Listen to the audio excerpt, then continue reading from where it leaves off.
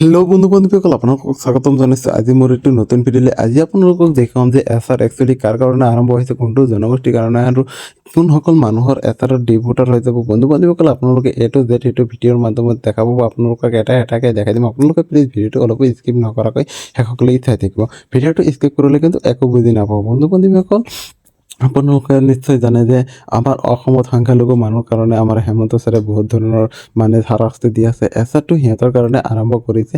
আপোনালোকক সকলো বস্তু বিস্তাৰিত আজি জনাই যাম। আমাৰ অন্য যিবিলাক নেকি জনগোষ্ঠী আছে বা অন্য মানুহ আছে সিহঁতৰ কিন্তু এছআৰটো একো প্ৰব্লেম নহয়। সিহঁতক কাগজ জমা নদিলেও হ'ব বা সিহঁতৰ এছআৰ কেতিয়াও নহয়। নিশ্চয় বুজি পাইছে আপোনালোকে। এছআৰটো অকল সংখ্যালঘু মানুহৰ কাৰণে আৰম্ভ কৰা হৈছে, অৰ্থাৎ মাইনৰিটি মানুহৰ কাৰণে এছআৰটো আৰম্ভ হৈছে। আপোনালোকে ইয়াতে দেখা পাইছে যে ইয়াতে ধুনীয়াকৈ কৈছে যে নিৰ্বাচন আয়োগে অসমৰ বাবে বিশেষ সংশোধনৰ এছআৰ আদেশ দিলে। ডি ভোটাৰৰ এণ্ট্ৰি সন্দৰ্ভত নিৰ্দেশ জাৰি। ভাৰত নিৰ্বাচন আয়োগে ECI অসমত ভোটাৰ তালিকাৰ এক বিশেষ সংশোধন স্পেচিয়েল ৰিলিজন এছআৰ আদেশ দিছে, যাৰ সংশোধন প্ৰক্ৰিয়া মঙলবাৰৰ পৰা আৰম্ভ হৈছে। নিৰ্দেশ নাটোৰ এক মুখ্য বৈশিষ্ট্য হ'ল যে তথাকথিত ডি ভোটাৰে যাৰ নাগৰিকত্ব স্থিত। আপোনালোকে নিশ্চয় বুজি পাইছে ইয়াতে কৈছে নিৰ্বাচন আয়োগে আৰু এছআৰ কিহৰ কাৰণে আৰম্ভ হৈছে। এছআৰ এইটো কাৰণে আৰম্ভ হৈছে যে যিবিলাক মানুহৰ ভোটৰ তালিকাৰ অলপ ইফাল আছে সেইবিলাক ডি ভোটাৰ বনোৱাৰ কাৰণে।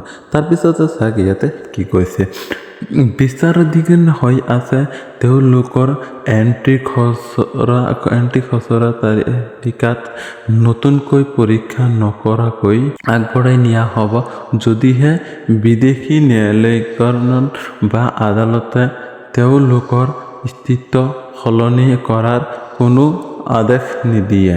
তাৰপিছতে কৈছে যে সংশোধনৰ বাবে অৰ্হতা নিৰ্ধাৰণ তাৰিখ হৈছে 1 জানুৱাৰী 2026 আৰু চূড়ান্ত, অৰ্থাৎ 1 জানুৱাৰী 2026 চূড়ান্ত আপোনাৰ তালিকা ওলাব। তাৰপিছতে কৈছে ভোটাৰ তালিকাখনৰ 10 ফেব্ৰুৱাৰী প্ৰকাশ কৰা হ'ব। AFP সংশোধনৰ বাবে অৰ্হতা নিৰ্ধাৰণ তাৰিখ হৈছে 1 জানুৱাৰী 2026 আৰু চূড়ান্ত ভোটাৰ তালিকাখন 10 ফেব্ৰুৱাৰী প্ৰকাশ কৰা হ'ব। আপোনালোকক কৈছে যে ভোটাৰ তালিকা যিটো লাগিছে সেইটো 10 ফেব্ৰুৱাৰীতে প্ৰকাশ কৰা হ'ব, ফাইনেল ড্ৰাফ্ট। পিছতে কৈছে যে অসমৰ মুখ্যমন্ত্ৰী হেমন্ত বিশ্ব শৰ্মা এই সিদ্ধান্ত আদৰণি জনাই এক্সত স্পষ্ট কৰিছে তেওঁক এইটো সকলোৱে যোগ্য। নিশ্চয় আপোনালোকে বুজি পাইছে আমাৰ হেমন্ত ছাৰে কি সিদ্ধান্ত লৈছে। তাৰপিছতে আপোনালোকে ইয়াতে কৈছে যে তেওঁ কয় এইটোৱে সকলো যোগ্য নাগৰিকৰ বাবে এক স্বচ্ছ, শেহতীয়া আৰু সঠিক ভোটাৰ তালিকা নিশ্চিত কৰাত সহায় কৰিব। আৰু লগতে কয় যে ৰাজ্য চৰকাৰে নিৰ্বাচন আয়োগে স্বচ্ছ আৰু সমস্তভাৱে সংশোধন সম্পন্ন কৰিবলৈ পূৰ্ণ সহযোগিতা আগবঢ়ায়। পিছতে তলতে কৈছে যে লগতে পঢ়ক কামৰ বোজাৰ অজুহাতত তামিলনাডুৰ ৰাজ্য বিভাগৰ কৰ্মচাৰীসকলে SIRৰ কাম বৰ্জন কৰিব। অৰ্থাৎ কৈছে যে তামিলনাডুৰ ৰাজ্যৰ কৰ্মচাৰীয়ে SIR কাম বৰ্জন কৰিব বুলি জনা হৈছে। তাৰপিছতে আপোনালোকে নিশ্চয় দেখা পাইছে ইয়াতে কি কৈছে, বিশেষ সংশোধনৰ যিটো বিশেষ তীব্ৰ সংশোধনৰ SIR আৰু বিশেষ সংক্ষিপ্ত সংশোধনৰ SSR মাজত স্থানত আছে বাছনি কৰাৰ সিদ্ধান্তটো আয়োগ।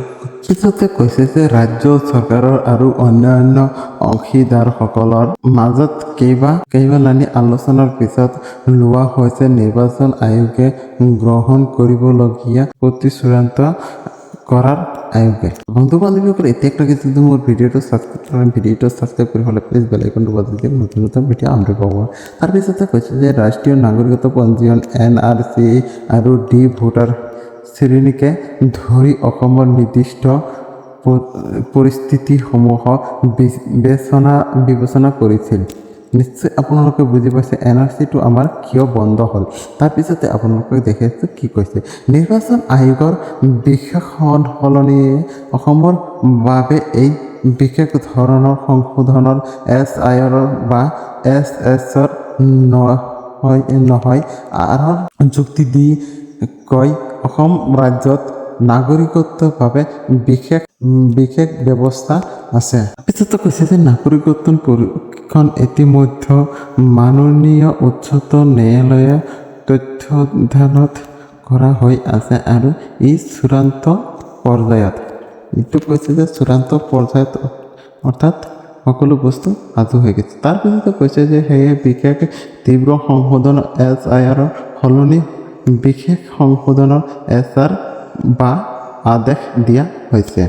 তাৰপিছত কৈছে আদেশ অনুসৰি মঙলবাৰৰ পৰা শুক্ৰবাৰলৈকে প্ৰকাশ সংশোধনমূলক কাম কৰা হ'ব। নিৰ্বাচন বিষয়াসকলে প্ৰয়োজনীয় নথিপত্ৰ ছপা কৰিব, কৰ্মচাৰীসকলক প্ৰশিক্ষণ দিব আৰু পথাৰ পৰ্যন্ত সামগ্ৰী। আপোনালোকে নিশ্চয় বুজি পাইছে ইয়াতে কি কৈছে। একচুৱেলি মেইন কথাটো হ'ল বন্ধু-বান্ধৱীসকল, আপোনালোকক মই ক'ব বিচাৰোঁ SR লৈ পেলাই আমাৰ বেলেগ কোনো জাতি বা আমাৰ বেলেগ কোনো জনগোষ্ঠীৰ একো প্ৰব্লেম নাই। আপোনালোকে একো টেনশ্যন নল'ব। এইটো SRটো আৰম্ভ কৰিছে অকল যিটো নেকি মুছলিম মানুহৰ কাৰণে SRটো আৰম্ভ কৰিছে। আমাৰ বেলেগ ধৰ্মৰ মানুহবিলাকৰ একো টেনশ্যন নাই। আপোনালোকে একো টেনশ্যন নল'ব। এইটো SR এইটো কাৰণে আৰম্ভ কৰিছে মুছলিম মানুহ যিবিলাক নেকি আছে, মিয়া মুছলিম মানুহ, সংখ্যালঘু মানুহবিলাক অৰ্থাৎ মাইনৰিটি মানুহবিলাকক হাৰাশাস্তি দিয়াৰ কাৰণে। আপোনালোকে একো টেনশ্যন ল'ব নালাগে। আপোনালোকৰ SR লৈ পেলাই একো মাথা টেনশ্যন নল'ব। বন্ধু-বান্ধৱীসকল, আপোনালোকে SRৰ কাগজবিলাক জমা নিদিলেও হৈ যাব বা আপোনালোকে SR নকৰিলেও হৈ যাব। নিশ্চয় এইবাৰ বুজি পাইছে SRটো কিহৰ কাৰণে আৰম্ভ হৈছে। ভিডিঅ'টো চাই যদি ভাল লাগিছে এটা লাইক কৰি পেলাই শ্বেয়াৰ কৰি দিব আৰু বেল আইকনটো বজাই পেলাই ফ্ৰেণ্ডক ছাবস্ক্ৰাইব কৰি দিব। অ'কে, আজিৰ ভিডিঅ'টো ইমানতে সমাপ্ত কৰিব বিচাৰিছোঁ। এনেই ভিডিঅ'টো বহুত দীঘল হৈ গৈছে। অ'কে, বাই।